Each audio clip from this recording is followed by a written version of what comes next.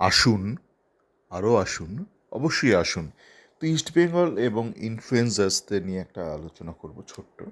তো আজকে সকালে ঘুম থেকে উঠে দেখি একজন আমাকে একটা টুইট শেয়ার করেছেন, মার্কাসের একটা আর্টিকেল টাইমস অফ ইন্ডিয়া, যেখানে সরাসরিভাবে টাটা কর্তৃপক্ষ বলেছে যে আইএসএল ক্লাব লেড মডেল সেটা সাস্টেনেবল নয়, সে ডেস্টাইনড টু ফেল, মানে ভবিতব্য যে সে মুখ থুবড়ে পড়বে। এর বেশি বিশদে তাদের পক্ষে অবশ্যই লিখিতভাবে জানানো সম্ভব নয় এবং জানানোর দরকারও নেই। সবাইকে সব কথা তো বলতে হবে না। বেসিক্যালি দেখুন, একটা বিজনেস মডেল যদি টাটার মডেল কোড অফ বিজনেস বা এথিক্যাল মডেল অনুসারে না হয় বা ইন্টিগ্রেটিভ কমপ্লায়েন্স পাস না করে, সেটা ফেল করবে। মানে আপনি জালিয়াতি করলে আপনি মুখ থুবড়ে পড়বেন। তো আপনি জালিয়াতি করছেন, এটা লেখাটা একটুখানি সেন্সিটিভ। কেউ সেটা প্রতিবাদ করতেই পারে। সবচেয়ে ভালো হচ্ছে এসব ক্ষেত্রে বলে দেওয়া যে সাস্টেনেবল নয়। ঠিক আছে, এইটাকে চ্যালেঞ্জ করা মুশকিল। যাকে ওই বিষয়ে যারা বুঝে গেছেন, যারা বোঝেননি আর বুঝবেন না।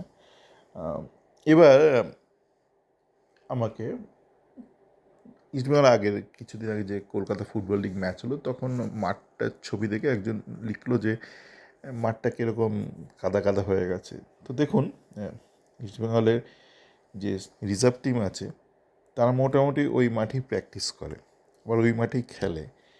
এই বর্ষার সময় আপনি যদি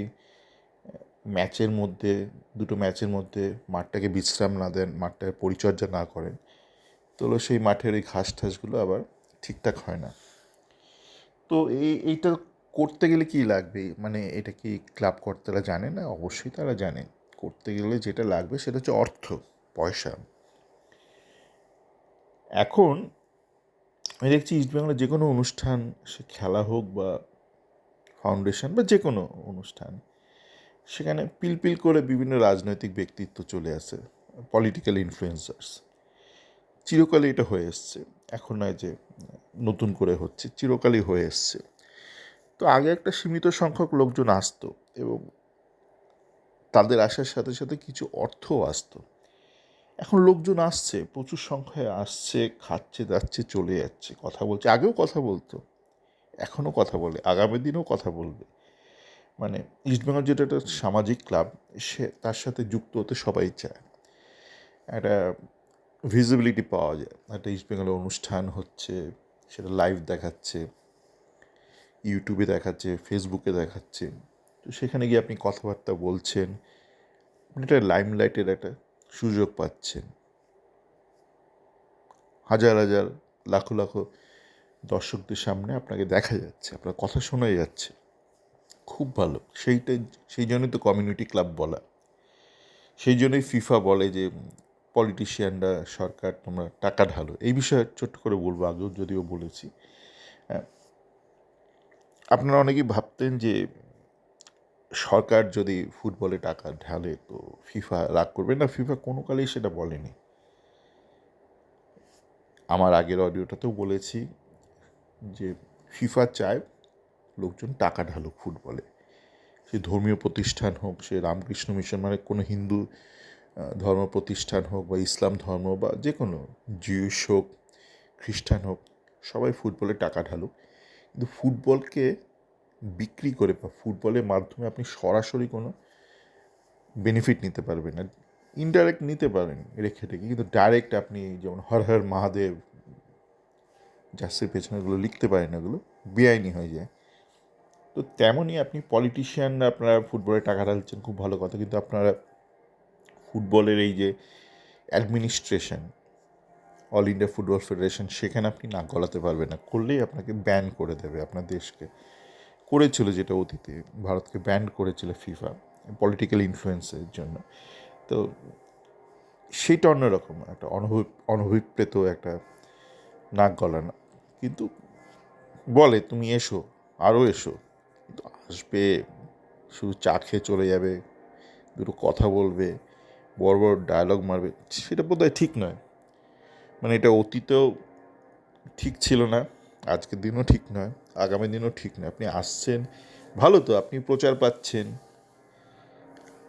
এই যে ধরুন আজকের দিনে গোটা বিশ্ব জুড়ে এই পিআর কস্ট অফ প্রমোশন আপনি তো পয়সা দিয়ে করেন, তো পিআর এজেন্সি বলুন বা যাই বলুন, আগে এজেন্সি ছিল, এখন আপনাকে আপনার আইটি টিম, নিজস্ব আইটি টিম বা আপনার কোনো আউটসোর্সড আইটি টিম, তাদের মারফত আপনাকে প্রচার পেতে হয়, তার জন্য আপনাকে খরচ করতে হয় তো, বিনা পয়সায় কিছুই হয় না। তো আপনারা আসছেন, ইস্টবেঙ্গলে আসছেন, আসুন, আরও আসুন, অবশ্যই আসুন। আমি অতীতও দেখেছি অনেকে বলে ফুটবলের সাথে রাজনীতি জড়ানো ঠিক নয়। এইটার আমি ফান্ডামেন্টালি বিরোধী, এই ধারণাটার। অতীতও ছিলাম, আজকের দিনেও দাঁড়িয়ে, আগামী দিনেও দাঁড়িয়ে। কেননা যদি রাজনীতি সরে যায় কোনো একটা কিছু থেকে, সেখানে টাকা থাকবে না। এটা যে কোনো দেশের ক্ষেত্রে প্রযোজ্য, অন্তত ভারতের মতন আর্থিকভাবে পিছিয়ে থাকা দেশের পক্ষে আরও ভীষণভাবে প্রযোজ্য। যদি রাজনৈতিক নেতারা, যেমন পাড়ার ক্যারাম খেলা, পাড়ার লুডো খেলা, আপনার বাড়ির লুডো খেলা, সেখানে কোনো আগ্রহ নেই রাজনৈতিক নেতাদের, হয়তো ছোট পঞ্চায়েত বা লোকাল কাউন্সিলরে থাকতে পারে, গলির কাউন্সিলর, কিন্তু বড় বড় নেতাদের নেই, না থাকাটাই স্বাভাবিক। সেক্ষেত্রে সেখানে ফান্ডিং থাকবে না, ওই সিঙ্গারা জিলিপি অ্যাওয়ার্ড প্রাইজ হবে, নিজের পয়সা দিয়ে খেলতে হবে, পাড়ার ঘুড়ি ওড়ানোর মতো। তো আসুক, আরও আসুক, আপনারা আসুন, অবশ্যই আসুন, আরও ভীষণ সংখ্যক আসুন। ইস্টবেঙ্গলের যে কোনো ইভেন্টে আসুন, ইস্টবেঙ্গল টিম বাসে উঠে পড়ুন, কোনো অসুবিধা নেই, প্রচার করুন না আপনাদের মতামত, আপনাদের মত, যা বলার আছে অবশ্যই বলুন। ইস্টবেঙ্গল টিম বাসে উঠে পড়ুন, টিম বাস যখন নামবে হোটেলে, সেখানে দাঁড়িয়ে রিসেপশনে রিসিভ করুন প্লেয়ারদের, অবশ্যই করুন। তার বিনিময়ে কিছু দিলে ভালো হয়। প্রচার পাচ্ছেন, প্রচার বিনিময়ে কিছু দিচ্ছেন না, আপনার নিজেরই খারাপ লাগবে একটা সময় গিয়ে। চলো, ভালো থাকবেন।